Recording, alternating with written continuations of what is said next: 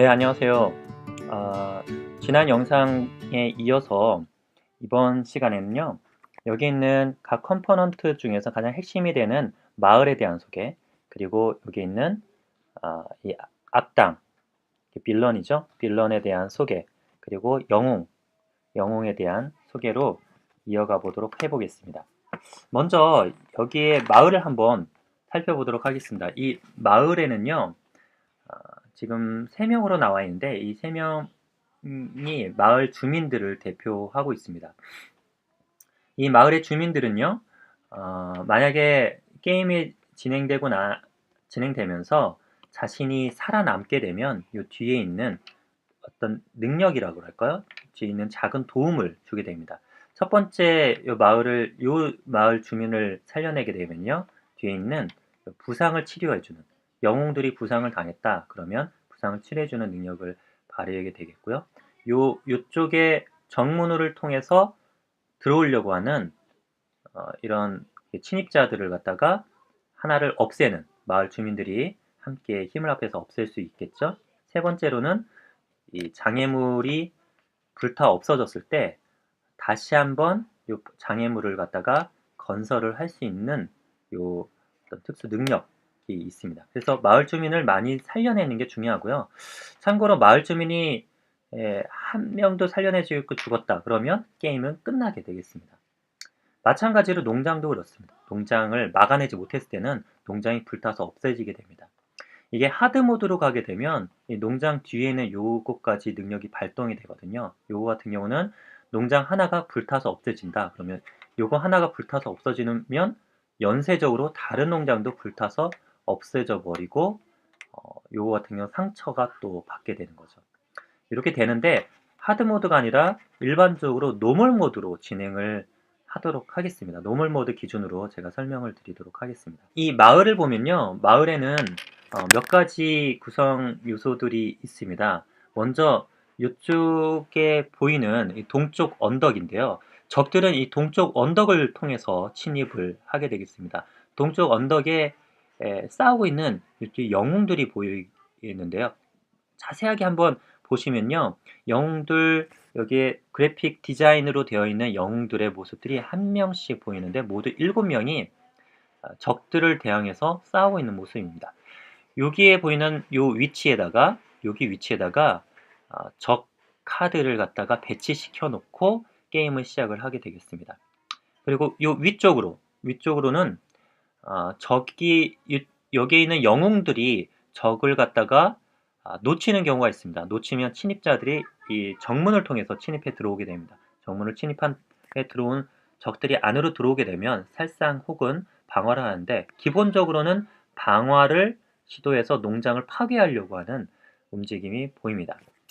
그리고 이쪽 서쪽에 공동 묘지 무덤이 있습니다. 이 무덤에는 이 게임을 하는 중에 이 적들이 뭔가 상처를 받고 적들을 갖다 무찔렀다 그러면 그 무찌른 적들 중에는 이쪽 무덤으로 고이 모시는 그 장치가 있습니다.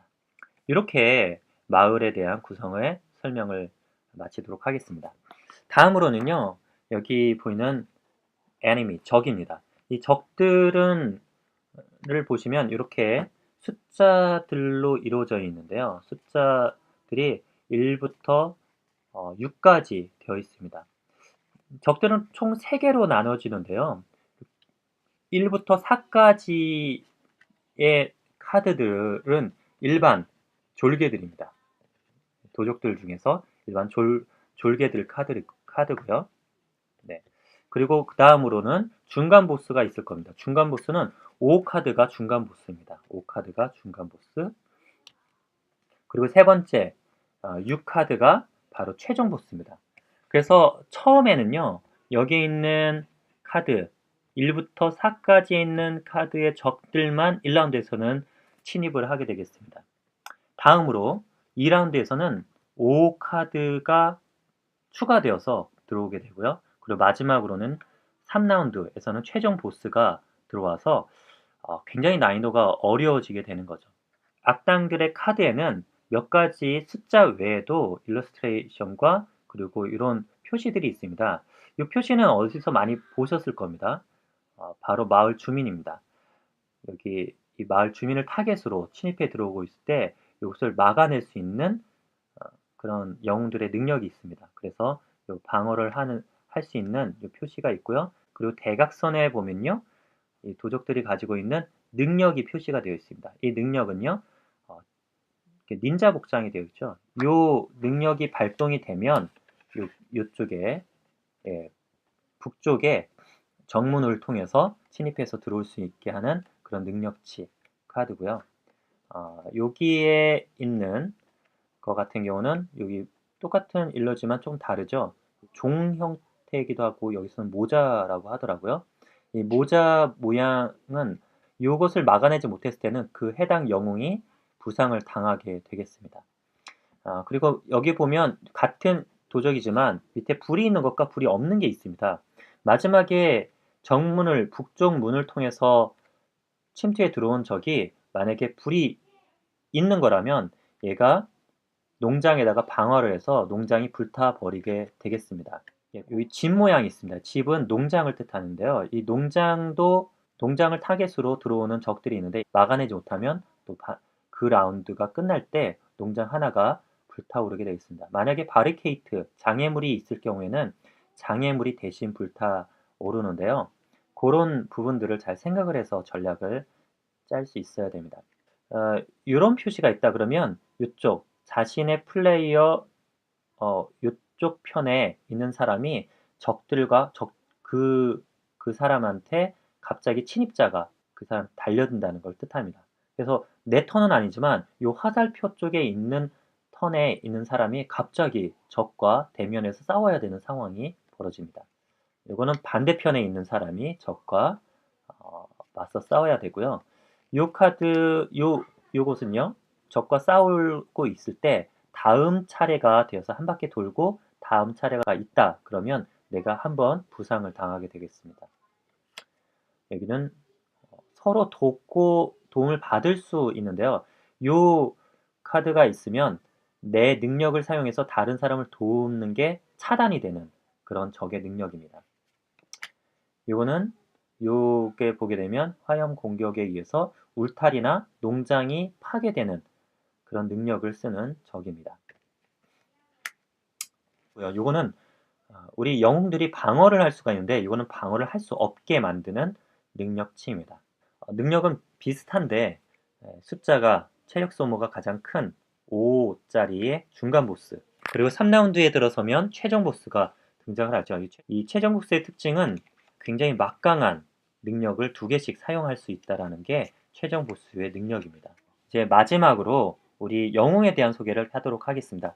이 영웅들은 7명의 영웅이라고 말씀드렸는데요. 7명에 보시면 기초 체력이 저마다 다릅니다. 어떤 영웅은 8까지의 체력을 가지고 있고요. 어떤 영웅은 10까지 가지고 있습니다. 10이 더 좋은 거 아니냐라고 생각하시겠지만 게임을 진행을 하게 되면 각자가 가지고 있는 능력치에 따라서 요 낮은 체력이 더 오히려 좋은 쪽으로 활용될 수도 있습니다. 이 카드에는요, 3가지 이렇게 방어할 수 있는 방어 모드가 있습니다.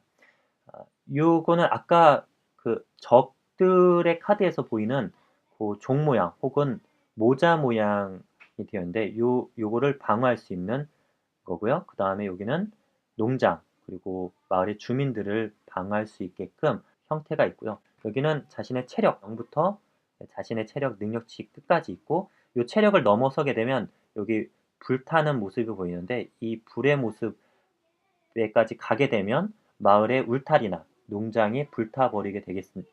그래서 체력 조절을 잘 해야 되는 것이 또 관건입니다.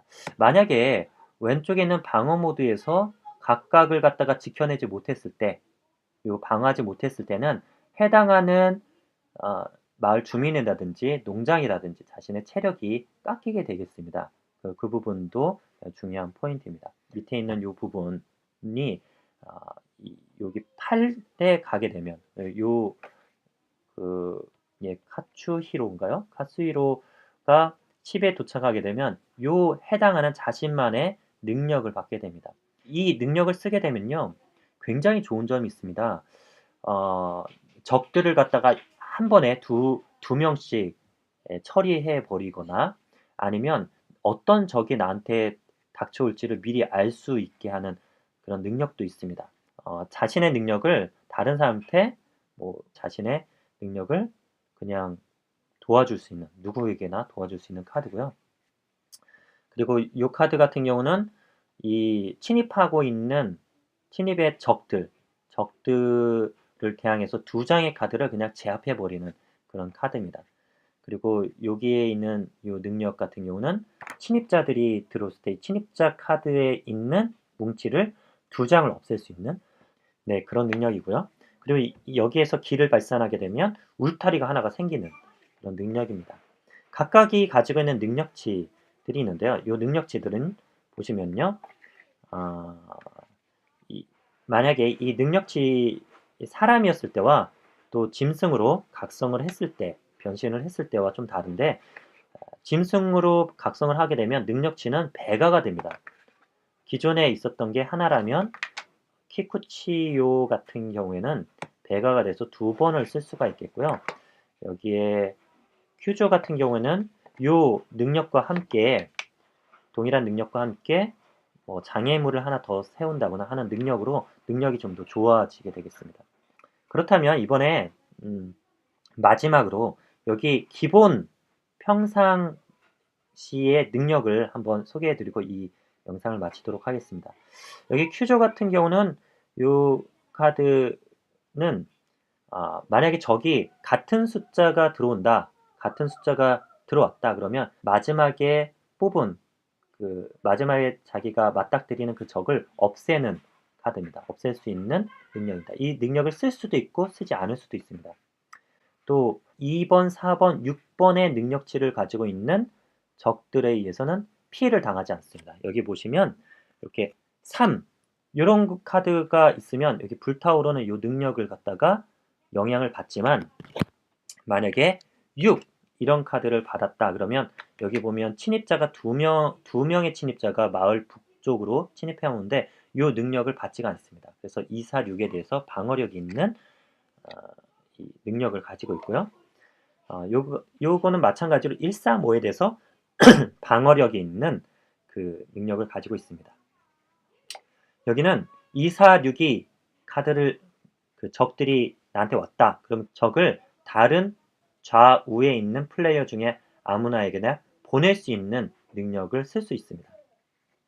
마찬가지로 1, 3, 5의 적은 좌우에 있는 플레이어에게 보낼 수 있는 형태로 이 능력을 쓸 수가 있습니다. 요 영웅 같은 경우는요. 요 능력은 내가 하나를 뽑았어요. 근데 그게 그 적이 나랑 상성이 잘 맞질 않는다 라고 생각할 때는 그 적을 맨 카드 더미 밑에다가 끼워놓고 그리고 새로운 카드를 하나 더 뽑을 수 있습니다. 여기는 적을 한 번에 2명씩 대치해서 싸울 수 있습니다. 물론 1명 싸우고 싶으면 1명으로 끝나지만 2명을 싸울 수가 있는 그런 능력을 가지고 있습니다. 네, 여기까지 영웅에 대한 카드 소개까지 끝냈고요. 그러면 다음 시간에는 여기에 있는 적들과 그리고 마을 이 영웅들을 어떻게 처음에 세팅하고 게임을 시작하면 되는지 게임 플레이의 룰에 대해서 소개를 하는 영상을 보내드리겠습니다.